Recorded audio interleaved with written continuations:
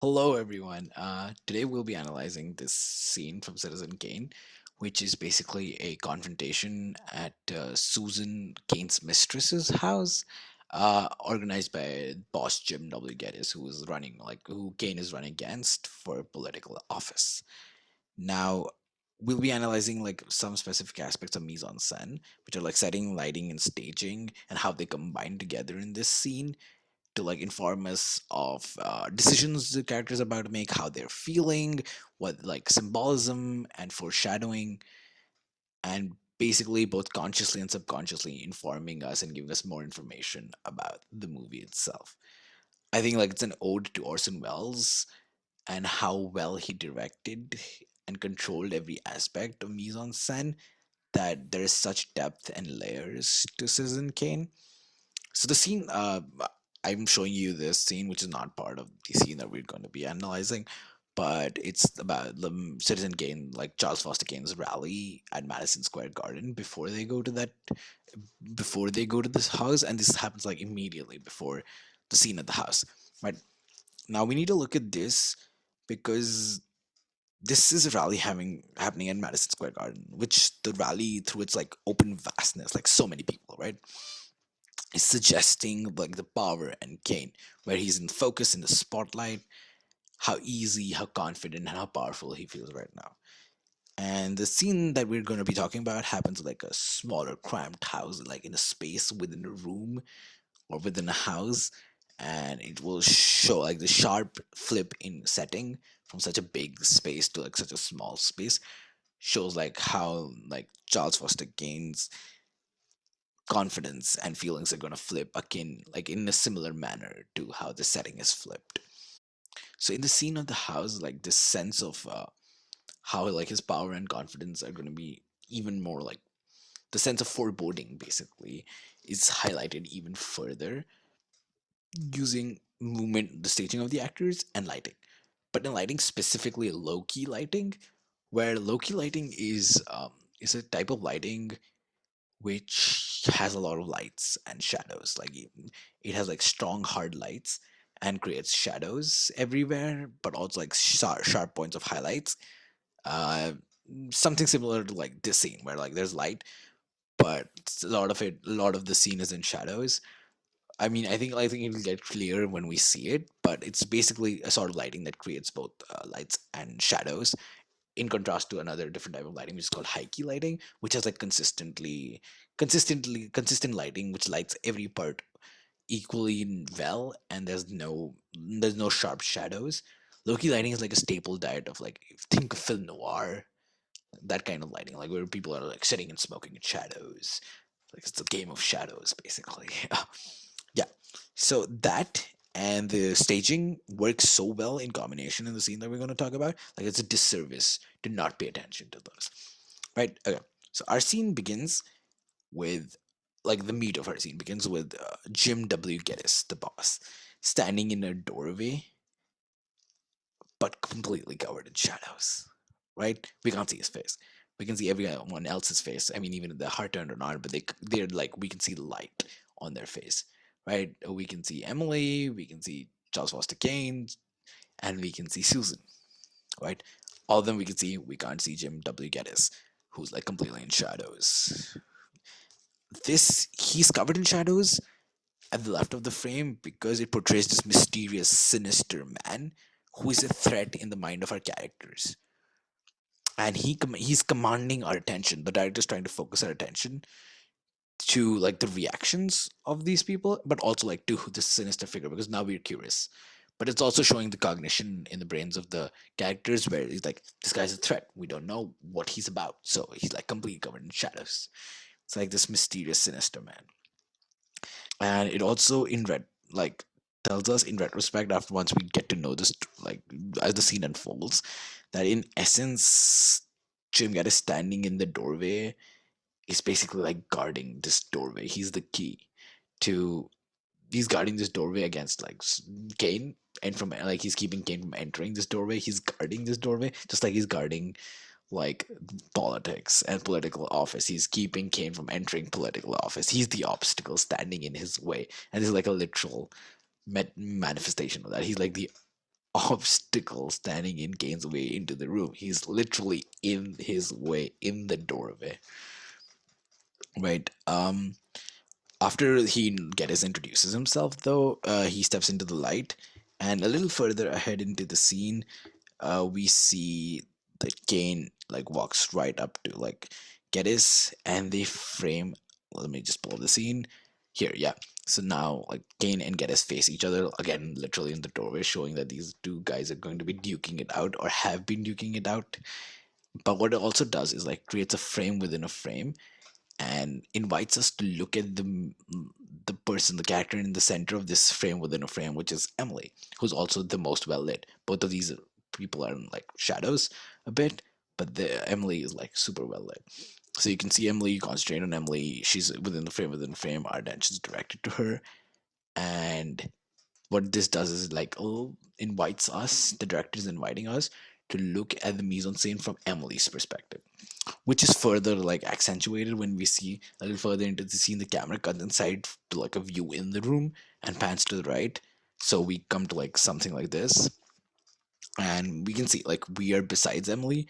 So again, like this is again like the director inviting us, okay, look at the mise en scène from Emily's perspective. I mean, we don't do this consciously, but subconsciously that's what it's saying. I think the placement of both men, again facing each other but also like an equal distance from Emily, shows that is like Emily is currently ambivalent towards the two men and is deciding who to listen to. The two men are like again, like I said, standing facing each other, mirroring their position from earlier in the scene, and like they're trying to reinforce the idea that these men are two opposing forces, two opposing choices that Emily has to make, and like an idea which is further accentuated by the curt, almost rude exchange of words that happens, like the exchange like minimal amount of words in when they're like standing in this position. Now, as Gettis, who is holding an ace up his sleeve about Kane's adultery, right? He makes his big revelation. He steps forward completely into the light. Like now you can completely see his face. So he steps into the light, right? Kane, though, has remained in the shadows.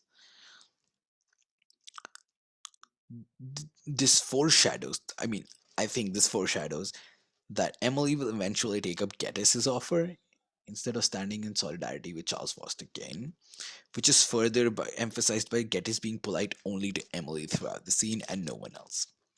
Also, interestingly to note, at this point, Susan comes into the scene, although she's turned against us through the use of like movement for actors or blocking. But this symbolizes that she is the external factor that is going to decide because she's not been in the room up until now. Like she was not in the room. Now she suddenly enters the room, and so it symbolizes like this Susan is going to be the external factor who's going to decide what happens. Like it's going to be like a major factor in deciding the outcomes that are at stake in this room, right?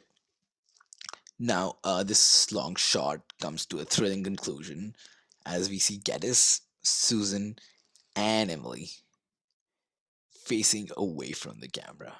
Right. So now in this framing, what occurs is all of their heads are turned away, and this creates like a frame within a frame again. And like their heads turning away automatically draws our attention to Kane, who's standing behind in the shadows, like like he is now the focus of attention. And just like Emily beforehand, like he's now the center of a framing within a frame where like so I think the director is now inviting us to look at the mise en scène from Kane's perspective, which is made clear with the next shot, where like you see it from behind the shoulder, behind Kane's shoulder. So now, like we're invited to see the shot from his perspective, the mise en scène from his perspective. Now notice that both Emily and Susan are so Kane has to make a decision here, and both Emily and Susan are trying to like they're giving they have like pleading looks in their eyes where they're like to make the decision that will favor me or favor me, right? And I think Kane in this moment, or like as his character has been built throughout, is trying to decide who loves him more. Importantly, not who he loves more, who loves him more, right? And he's equally confused between Susan and Emily. That's why they're both in the light and equally lit, equally well lit. But just like a second after this, Emily, my bad. Emily says that the newspaper story that Jim Geddes wants to publish will not be published, which implies that Kane will throw the election, he will withdraw, and he'll not stand for political office, which does not go down well with Kane because he realizes that in his head, I mean, there's no debate of whether this is the right thing or the wrong thing. It's a very complex decision. But in Kane's head, he thinks that Emily doesn't love him as much as Susan does. And so, in the next shot, when Kane's like Emily turns to leave, but Kane says something to stop her, and she turns around. But now look at this. She has her face is in shadows, while Susan's face is in light, s- indicating that from like Kane's perspective, in the mise en scène, he has decided that Susan is on his side, while Emily is against him. Like from a position of equal light, only Susan is in the light now. Emily's in the darkness. How cool is that? Whoa, right? Yeah. So we then cut to a POV shot from Emily's perspective. Almost from Emily's perspective, it's a little lower, but like this is like from the viewing angle for Emily. Again, there's like a frame within a frame here, where like both their heads turned away, directing our attention to Kane. He this I think this attention is directed at Kane because Kane is about to make a monumental decision. He's been backed into a corner. He's been forced to give up his political ambitions, or like Emily saying so. So he stands enveloped by all the shadows. But Kane has decided that he will not step back. And it's like a metaphor that's brought into life by him actually like stepping forward into the light. So he's like, okay, I'm not gonna step back. I'm not gonna withdraw. I'm not gonna step back from my political career. I'll actually step forward. I had been backed into a corner. I was enveloped by the shadows, but now I'm in light. I made my decision. There is no ambivalence here. And he's into the light, right?